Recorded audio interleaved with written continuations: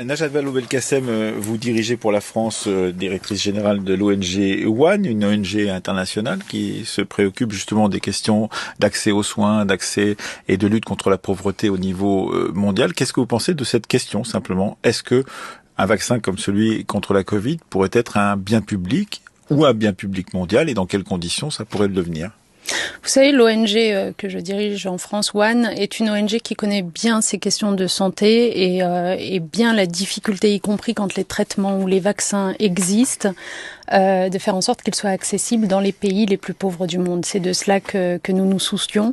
On sait qu'en moyenne, des traitements mettent quelques 7 ans à arriver dans les pays les plus pauvres, vers les populations les plus éloignées de tout, une fois qu'ils ont été découverts dans les pays les plus riches. Or, ces 7 ans, en fait, s'expliquent notamment par des contrats d'exclusivité qui ont été signés par les pays riches avec les fournisseurs de vaccins ou de traitements. Et c'est cela qu'on veut absolument éviter s'agissant de la Covid-19, puisqu'on sait bien que tant que cette pandémie continuera à affecter une partie du monde, d'abord c'est un problème en soi pour l'humanité évidemment, mais en plus ça risque de nous revenir en boomerang compte tenu de la contagiosité. Donc évidemment qu'il faut faire du vaccin à venir un bien public mondial. Ce qu'on entend par là, c'est tout simplement que son accès soit équitable et qu'il ne dépende ni de la nationalité ni de la richesse. Donc en effet, qu'il soit distribué à des coûts permettant le plus large accès.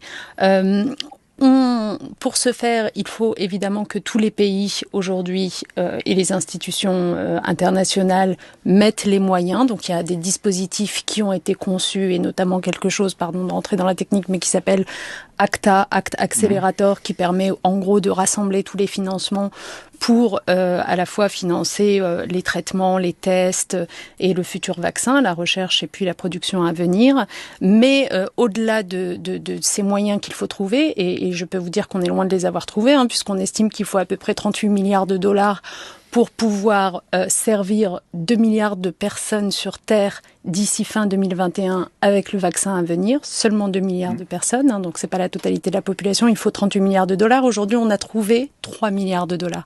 Donc on est loin du compte en matière de financement et on est aussi loin du compte, en effet, en matière de droits de propriété, licences, brevets que vous évoquiez tout à l'heure et pour lesquels, il faut imposer, en effet, un certain nombre de contraintes aux laboratoires pharmaceutiques et nous en avons les moyens juridiques. Alors,